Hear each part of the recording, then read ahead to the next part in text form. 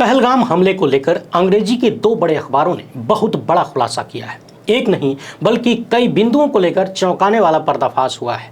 नाम न बताने की शर्त पर बड़े बड़े अधिकारियों ने ऐसी ऐसी बातें बताई हैं जो चौंकाने वाली भी हैं, चिंताजनक भी हैं और शर्मनाक भी हैं। अधिकारियों के खुलासे में सबसे महत्वपूर्ण बात यह है कि आतंकवादियों ने जिस लक्ष्य को पाने के लिए इस घटना को अंजाम दिया, दहशतगर्दों के उस टारगेट को पूरा करने में देश भर के नफरती चिंटू जुट गए हैं और पूरा भी कर रहे हैं। यानी आतंकवादी भारत में जो करना चाहते हैं वही काम यहाँ पर सत्ताधारियों द्वारा पाले गए नफरती चिंटू कर रहे हैं। पहलगाम हमले ने कई सारी चिंताएं बढ़ा दी हैं। नाटो से यानी अमेरिका समेत तमाम पश्चिमी देशों का जो सैन्य गुट है उससे संबंधित कवच भेदी हथियार, अफगानिस्तान कनेक्शन से लेकर कई सारी बातें सामने आ रही हैं। इस हमले से कुछ दिन पहले ही कश्मीर में बड़े बड़े अधिकारियों का डेरा जमाया गया था क्योंकि पर्यटकों पर हमले की खुफिया रिपोर्ट मिली थी। पूरी कहानी एकदम आसान भाषा में आपको बताएंगे, आप खुद अंदाजा लगाइएगा कि ये आखिर इस देश में चल क्या रहा है। वैसे बात जहां तक चलने की है तो मोदी सत्ता ने एक बार फिर से सिद्ध कर दिया है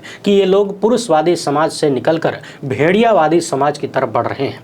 आतंकवादियों की मंशा जिससे नफरती चिंटू पूरा कर रहे हैं उसके खिलाफ आवाज उठाने वाली महिलाओं के साथ मोदी काल में जो हो रहा है वो यकीन से परे है। नेवी अफसर की विधवा के साथ चिंटू जो कर रहे हैं वो हम सब के लिए चुल्लू भर पानी ढूंढने के लिए काफ़ी है। इस वीडियो में बहुत कुछ आपको जानने के लिए मिलेगा, आखिर तक देखिएगा। पहली बार है तो चैनल को सब्सक्राइब करके घंटी बजा दीजिएगा टंग से।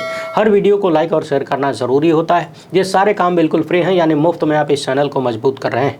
2 सेकंड लगता है, अभी पूरा कर लीजिए। एक बार फिर से कहता हूँ आखिर तक देखिएगा, क्योंकि गोदी मीडिया इन चीज़ों को नहीं दिखाता है बल्कि इन्हें छिपाने के लिए ही वो किसी भी हद तक जा सकता है। आपका ध्यान भटाएगा मगर सच्चाई नहीं दिखाएगा। हमारा काम पसंद आता हो तो इस QR कोड या अपने मोबाइल नंबर का प्रयोग करते हुए जो भी हो सके आर्थिक सहयोग भेजने का प्रयास जरूर करें, क्योंकि आपको मालूम है हम किसी धन्ना सेठ या राजनीतिक दल के दम पर नहीं चलते। और पहलगाम घटना के बाद यूट्यूब पर काम करने वाले स्वतंत्र पत्रकार कैसी परिस्थितियों से गुजर रहे हैं, उन्हें किन किन माध्यमों से परेशान और डिस्टर्ब किया जा रहा है, शायद आप सोच भी नहीं सकते। किसी अन्य वीडियो में उस मामले पर विस्तार से बात करेंगे कि कैसे संगठित तरीके से समस्याएं पैदा की जा रही हैं। बहरहाल पहले देश की समस्या पर बात करते हैं। आपके सामने 2 अखबारों की रिपोर्ट रखने जा रहा हूं। पहला इंडियन एक्सप्रेस के लिए पत्रकार पी वैद्यनाथन अय्यर ने जो रिपोर्ट दिया है उस पर बात करेंगे, और ऐसी ही रिपोर्ट टाइम्स ऑफ इंडिया ने भी पब्लिश किया है, उसको भी देखेंगे। इन रिपोर्ट्स में दावा किया गया है कि पहलगाम की जो घटना हुई उससे कुछ दिन पहले ही एजेंसियों को श्रीनगर में संभावित हमले की खुफिया जानकारी थी।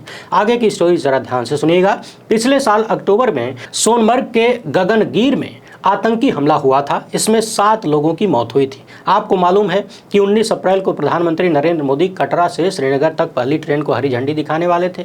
कार्यक्रम पहले से फिक्स था मगर बाद में रद्द कर दिया गया। हवाला दिया गया कि मौसम खराब था, यानी मौसम खराब होने वाला था। हमने पिछली वीडियो में सवाल भी उठाया कि मौसम के खराब होने की जानकारी मिल गई कि खराब होने वाला है, लेकिन आतंकवादी पूरे देश का मौसम खराब करने वाले हैं, इसकी जानकारी क्यों नहीं थी? तो अभी ये रिपोर्ट बता रही है कि जब इस तरह से हमले की जानकारी मिली तो लोगों को लगा कि प्रधानमंत्री का जो कार्यक्रम है उसको डिस्टर्ब करने के लिए आतंकी इस तरह का प्लान कर रहे होंगे, क्योंकि प्रधानमंत्री का जो कार्यक्रम होने वाला था वो देश के बाकी हिस्सों के साथ कश्मीर के एकीकरण का प्रतीक माना जा रहा था। और आप तो जानते ही हैं पाकिस्तान और आतंकवादी बिल्कुल नहीं चाहते कि भारत के अन्य हिस्सों और कश्मीर के लोगों के बीच प्रेम बढ़े। ये रिपोर्ट बता रही है कि खुफिया सूचनाओं पर कार्रवाई करते हुए सुरक्षा बलों ने दाचीगाम और निशांत जैसे क्षेत्रों के आसपास गश्त बढ़ा दी, और इसके कारण वरिष्ठ पुलिस अधिकारी भी श्रीनगर में तैनात थे। पहलगाम का हमला जिसमें 25 पर्यटक और एक स्थानीय मारे गए, इससे कुछ दिन पहले खुफिया एजेंसियों ने श्रीनगर की तलहटी के पास ठहरने वाले पर्यटकों पर संभावित हमले के बारे में चेतावनी दी थी।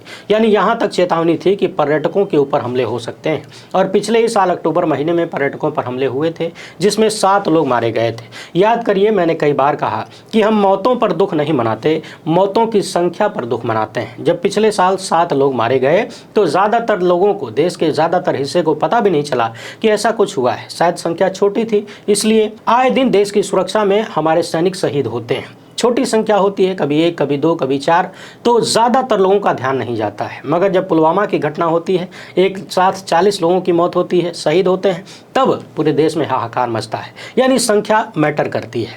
और सुनिए, अधिकारियों ने बताया है कि वास्तव में हमले की आशंका को देखते हुए श्रीनगर में डल झील और मुगल गार्डन के नज़दीक स्थित जबरवान पर्वतमाला की तलहटी में भी सुरक्षा व्यवस्था को कड़ा कर दिया गया था।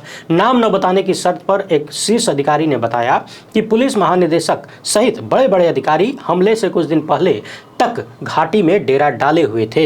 इस अधिकारी ने खुलासा किया है कि जम्मू कश्मीर पुलिस समेत सुरक्षा एजेंसियों के पास खुफिया जानकारी थी। उन्हें हमले की आशंका थी, मगर उन्हें लगा कि ये श्रीनगर के बाहरी इलाके में किसी होटल में होगा, क्योंकि नागरिक हत्याएं ज्यादातर दक्षिण कश्मीर में हुई हैं। इसलिए पहलगाम हमले से 10-15 दिन पहले कई इलाकों में तलाशी अभियान चलाया गया, मगर तलाशी अभियान में कोई सफलता नहीं मिली तो इसे फिर बंद कर दिया गया। हालांकि जम्मू कश्मीर पुलिस के ही एक सूत्र का कहना है कि खुफिया जानकारी विशेष नहीं थी और घटना के बाद ही प्रकाश में आई। किसी को इसका ज्यादा मतलब नहीं निकालना चाहिए। कुछ अधिकारियों ने नाम नहीं बताने की शर्त पर कहा है कि सुरक्षा एजेंसियों को पूरी तरह से विश्वास है कि पहलगाम हमले को अंजाम देने वाले 4 आतंकवादी थे और उनमें से 2 घाटी के ही थे। अधिकारियों ने बताया कि अटारी सीमा के जरिए पाकिस्तान जाने वाले कश्मीरियों की जानकारी संदिग्धों की पहचान का मिलान होने के बाद इसकी पुष्टि हुई। दक्षिण कश्मीर के 2 लोग पाकिस्तान गए थे, लेकिन उनके वापस आने का कोई रिकॉर्ड नहीं था, मगर संभावना है कि वो लोग जम्मू कश्मीर के कठुआ की तरफ से भारत लौटे हों। अधिकारी ने बताया है कि यह भी पता चला कि 2 स्थानीय आतंकवादी हमले से पहले पर्यटकों के साथ घुल मिल गए थे। यही लोग पर्यटकों को एक फूड कोर्ट में ले गए, जहां 2 अन्य आतंकवादियों ने, जिनके पाकिस्तान से होने का संदेह है, उन्होंने पर्यटकों पर बेहद करीब से गोलियां चलाई और हमारे लोगों को मारा। अधिकारियों का मानना है कि आतंकवादी 4 से 5 दिनों तक वैसनन और उसके आसपास की क्षेत्र में मौजूद थे और ये घटना स्थानीय समर्थन के बिना संभव नहीं थी। ये आतंकी कम्युनिकेशन के लिए जो गैजेट इस्तेमाल कर रहे थे वो ऐसा था जिससे उनकी बातचीत एकत्र नहीं हो पा रही है। फिलहाल सरकार को चिंता इस बात की है कि ये हथियारबंद आतंकवादी चारों तरफ घूम रहे हैं। अब अगली बात को जरा ध्यान से सुनिएगा। सुरक्षा बलों ने मुठभेड़ स्थलों से sniper rifle, M series rifle, कवच को भेद देने वाली गोलियां चलाने वाले बेहद उन्नत हथियार बरामद किए हैं और संदेह जताया जा रहा है कि अफगानिस्तान में नाटो के सैनिक जब थे तो उन्होंने जो गोला बारूद और हथियार छोड़ा है वही हथियार इन आतंकियों के पास हो सकता है। यानी अमेरिका समेत अन्य पश्चिमी देशों ने अफगानिस्तान में जो उन्नत हथियार छोड़े हैं, शायद वो हथियार आतंकियों के हाथ लग गए। इन अधिकारियों ने आगे जो बात कही है उसे भी जरा ध्यान से सुनिए। इनका कहना है कि वैसरन घाटी के खुलने और बंद होने की जो भी बातें कही जा रही हैं ज्यादातर बेकार है, क्योंकि यहाँ पर बर्फबारी और अमरनाथ यात्रा के अलावा कभी भी पाबंदी नहीं होती, यानी पूरे साल खुला रहता है। ऐसा कोई कागज उपलब्ध नहीं है जो इसके बंद होने या परमिशन लेकर जाने को प्रमाणित करता हो। आगे अधिकारियों ने बेहद महत्वपूर्ण बात कही। इनका कहना है कि घटना के तुरंत बाद स्थानीय कश्मीरियों में गुस्सा और पीड़ा का भाव बहुत ज्यादा हो गया। राजनीतिक दल तो बाद में आए, यानी आम जनता बहुत ही ज्यादा गुस्से में थी, परेशान थे, डिस्टर्ब थी आतंकवादियों की इस कृत्य से। अधिकारी ने कहा कि वास्तव में ये पहली बार था कि विधानसभा का विशेष सत्र सहानुभूति व्यक्त करने के लिए बुलाया गया। यहाँ एक बात और ध्यान देने वाली है। अधिकारियों ने कहा कि पिछले समय में सब कुछ सामान्य है, पर्यटकों की संख्या बढ़ रही है, यानी पर्यटकों की संख्या के आधार पर सब कुछ सामान्य बताने वाले कुछ लोग थे। शायद यही बात आतंकवादियों को खटकी कि कश्मीर में सब कुछ सामान्य कैसे हो सकता है, हम होने नहीं देंगे, और उन्होंने इस घटना को अंजाम दिया। गुलाम नबी आज़ाद ने पिछले समय में पर्यटकों की संख्या को लेकर ही यह दावा किया था कि अब यहाँ शांति है, यानी कुल मिलाकर पर्यटकों की संख्या के आधार पर सब कुछ ठीक होने का दावा नहीं करना चाहिए।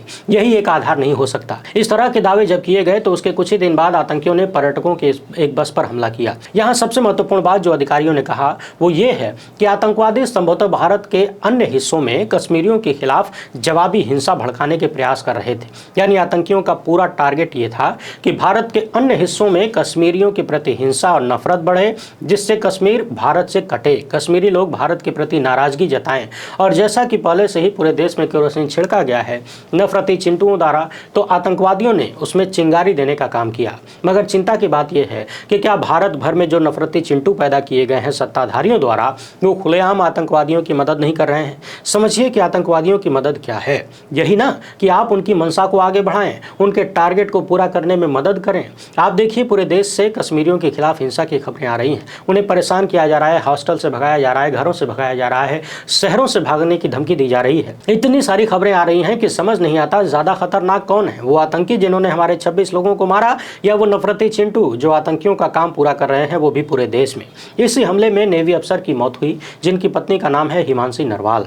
इन्होंने सामने आकर मीडिया से कह दिया कि हमें न्याय चाहिए, मगर देश में कश्मीरियों के खिलाफ जो हो रहा है वो नहीं होना चाहिए, जो हिंदू मुसलमान किया जा रहा है वो नहीं होना चाहिए। अब इतना सुनते ही नफरती चिंटुओं का पूरा गैंग डिस्टर्ब हो गया। और आप अपनी स्क्रीन पर देखते जाइए, सेना के एक अधिकारी की पत्नी जो कि अब विधवा है, उनको लेकर तमाम नफरती चिंटू कैसी कैसी वाहियात बातें लिख रहे हैं। नफरती चिंटू लगातार खुलेआम सरेआम एक महिला का चरित्र हनन पालन कर रहे हैं और इनमें से ज़्यादातर चिंटू ऐसे हैं जो हिंदुत्व की सत्ता के घोर समर्थक के कट्टर समर्थक हैं और उनकी कट्टरता इसी एक घटना में देख लीजिए। स्क्रीन पर हमने कई सारे स्क्रीनशॉट लगाए हैं। आप देख सकते हैं कि हिमांशी को किस तरह से टॉर्चर किया जा रहा है, उत्पीड़न हो रहा है, मगर सरकार चुप है, प्रधानमंत्री चुप है, जबान तक नहीं खुल रही है। देश के तमाम बुद्धिजीवी और पत्रकार इसके खिलाफ आवाज उठा रहे हैं, मगर सत्ता के नशे में चूर लोगों को कोई फर्क नहीं पड़ता। तभी संदेह होता है कि कहीं ये सारी गाली गलौज उन्हीं के इशारे पर तो नहीं हो रहा है। वरिष्ठ पत्रकार रवीश कुमार ने लिखा कि ये बहुत शर्मनाक है, सभी को एक स्वर में निंदा करनी चाहिए, क्योंकि जो बातें हिमांशी को लेकर कही जा रही हैं वही समाज में आम लड़कियों के खिलाफ इस्तेमाल होते हैं। ये समाज की पारिवारिक सड़न है जिसका इस्तेमाल एक दल के राजनीतिक संसार के लोग राष्ट्रीय हथियार के रूप में कर रहे हैं। ऐसे लोगों के दम पर गुंडों की टोली तो बन सकती है, लेकिन किसी धर्म पर आधारित राष्ट्र नहीं।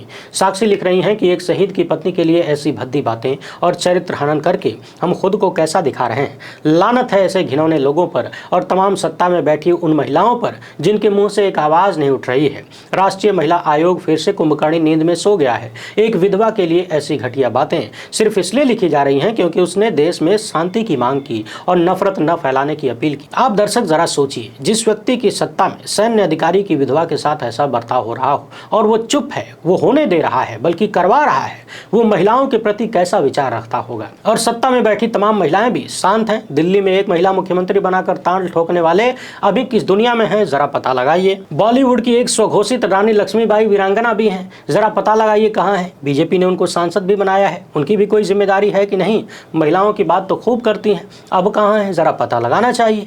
वैसे भी जिन लोगों ने बिल्किस के दुष्कर्मियों को सुप्रीम कोर्ट से झूठ बोलकर रिहा करा लिया हो, उनसे आप महिला अधिकारों के बारे में और महिलाओं की सुरक्षा के बारे में उम्मीद भी क्या कर सकते हैं। मगर जरा सोचिए, ये सब कुछ खुलेआम हो रहा है। डर भय तो छोड़िए, संकोच तक नहीं है, शर्म तक नहीं है। वरिष्ठ पत्रकार दयाशंकर मिश्र लिख रहे हैं कि प्रधानमंत्री जी, यही आपका नया विकसित भारत है। मुसलमानों से नफरत न करने पर नौसेना अधिकारी की पत्नी पर हमला करने, दुष्कर्म की धमकी देने वाले ये लोग आपके समर्थक हैं, आपके लिए काम करते हैं। ये लोग बीजेपी से हैं या आरएसएस से, बताइए। जरा सोचिए, सांप्रदायिक नफरत के खिलाफ हाल फिलहाल में जितनी भी महिलाओं ने आवाज उठाई, सबको सत्ता से लेकर उनके नफरती चिंटुओं ने खूब परेशान किया है। उत्तराखंड की जिस महिला ने धर्म के आधार पर हमला करने वालों को रोकने की कोशिश की, उन्हें लगातार धमकियां दी जा रही हैं, दुष्कर्म से लेकर और न जाने क्या क्या धमकियां दी जा रही हैं। शहीद की पत्नी के साथ जो हो रहा है वो आप देख ही रहे हैं। नेहा सिंह राठौर पर एफआईआर कर दी गई, प्रोफेसर माद्री काकोरी के खिलाफ भी एफआईआर हो गई। और यदि सवाल सत्ताधारियों की आवाज उठाने का है तो समझना पड़ेगा कि जो खुद ही जागरूक महिलाओं के खिलाफ हैं, उनकी आवाज दबाने की कोशिश कर रहे हैं, वो अपने चिंटुओं को रोकेंगे कैसे। इसके पहले भी हमने देखा है, कोई महिला पत्रकार मिल जाए, कोई महिला नेता मिल जाए, कोई भी महिला मिल जाए, महिला पहलवानों को ही याद कर लीजिए, उनके बारे में कितनी अनाप शनाप बातें रखी गई। और तो और उत्तर प्रदेश में हाथरस वाला कांड तो याद ही होगा। व्हाट्सएप यूनिवर्सिटी और गोदी मीडिया में उस बिटिया के लिए, उस दलित बिटिया के लिए किस तरह की बातें कही गई मौत के बाद, और आरोपियों को बचाने के लिए कैसे कैसे तर्क कुतर्क दिए गए, आपको याद तो होगा ही। यानी नफरती चिंटुओं को, सत्ता समर्थित भेड़ियों को सिर्फ महिला मिल जानी चाहिए। इसके बाद देखिए ये किस हद तक जा सकते हैं। आप दर्शक ही जवाब दीजिए कि भारत के भीतर नफरती चिंटू क्या आतंकवादियों का काम नहीं कर रहे हैं, क्या उनके टारगेट को पूरा नहीं कर रहे हैं। कमेंट बॉक्स में इस मुद्दे पर अपना जवाब, आपको जो भी कहना है जरूर लिखिएगा। पहली बार है तो चैनल को सब्सक्राइब करके घंटी बजा दीजिए। फिलहाल इतना ही। हमसे जुड़ने के लिए बहुत बहुत धन्यवाद। जय हिंद।